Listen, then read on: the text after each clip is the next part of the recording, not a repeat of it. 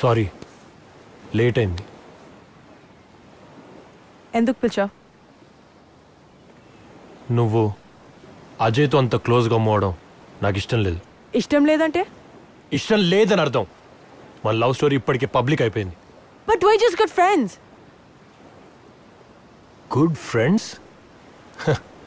Good friends ఎవరు అంత క్లోజ్గా మూవారు? షేక్ హ్యాండ్ నుంచి హగ్, హగ్ నుంచి పెక్, పెక్ నుంచి కిస్, ఆపై టచింగ్స్. పైగా దీనికి ఫ్రెండ్షిప్ అని పేరు. ఛా!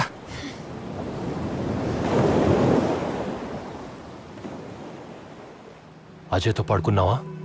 వాట్? అర్థం కాలేదా? నువ్వు అజయ్తో పడుకున్నావా? What are you saying? అసలు నువ్వు మాట్లాడే దాంట్లో అర్థం ఉందా? మన ప్రేమ మీద ఒట్టేసి చెప్పు, నువ్వు అజయ్తో పడుకున్నావా లేదా?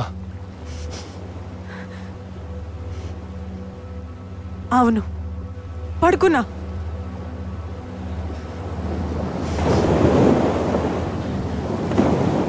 కట్ చెప్పండి అయ్యా. ఎవడు రాసే డైలాగ్స్?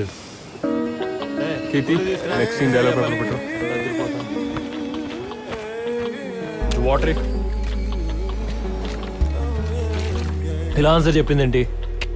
అమ్మా ఏదైనా నిజం చెప్పే క్యారెక్టర్ అయితే మాత్రం ఈ నిజం చెప్పాక తనకి నాకు లవ్ ఎలా రన్ అవుతుంది? ప్లాటోనిక్ లవ్ అంటే ఎవడిష్టం వచ్చినట్టు వాడు చేసుకుంటూ వెళ్ళిపోతాడు, అడ్డు అదుపు ఉండవు. అర్థం కాలేదు. Brand new love story. Not getting it. Simple. Me figure ని అజయ్ గోకడంతో మీకు కాలింది. దాంతో అజయ్ ఫిగర్ ని మీరు సెట్ చేసుకున్నారు. 2 days ఫ్రెష్ లవ్. అడవిలో చెట్ల వెనకాల పుట్ల వెనకాల తిరిగారు. అజయ్ చేత గోకించుకున్న మీ ఫిగర్ కి అజయ్ దగ్గర విషయం లేదని అర్థమైంది. అలాగే మీరు దూవిన అజయ్ ఫిగర్ విషయం మీకు మ్యాచ్ కాలేదు. సో ఫైనల్ గా విషయం తెలుసుకున్న మీరు హీరోయిన్ తో బీచ్కి వెళ్తారు. అజయ్ ఆ ఫిగర్ తో పబ్కి వెళ్తాడు. Cinema finish.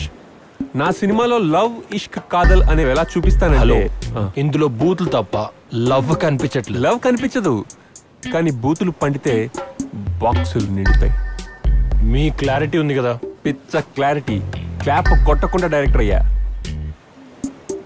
సరే, ఇంతకీ ఆ అజయ్ ఫిగర్, అదే ఆ లవర్ క్యారెక్టర్ ఎవరు చేస్తున్నారు? కీర్తి. కీర్తి. మేఘన సార్. మేఘన.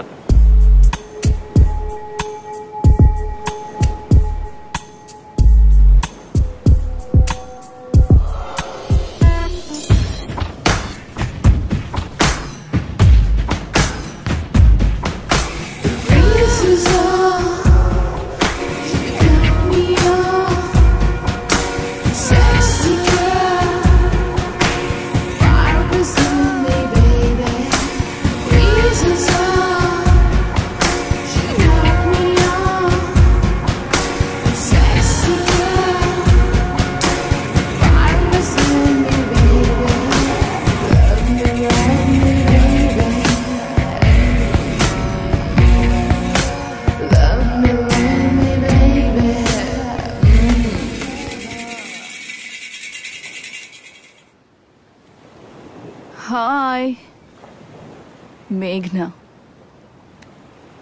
ఈ సినిమా చేయట్లేదు. వై? ఇంత అందమైన అమ్మాయితో ఇంత క్లోజ్గా యాక్ట్ చేయడం అంటే యాక్టింగ్ మర్చిపోతానేమో. హే కమాన్, నేను గుర్తు చేస్తా కదా. థ్యాంక్స్. అన్నట్టు నీ నెక్స్ట్ మూవీలో నేనే కదా హీరోయిన్.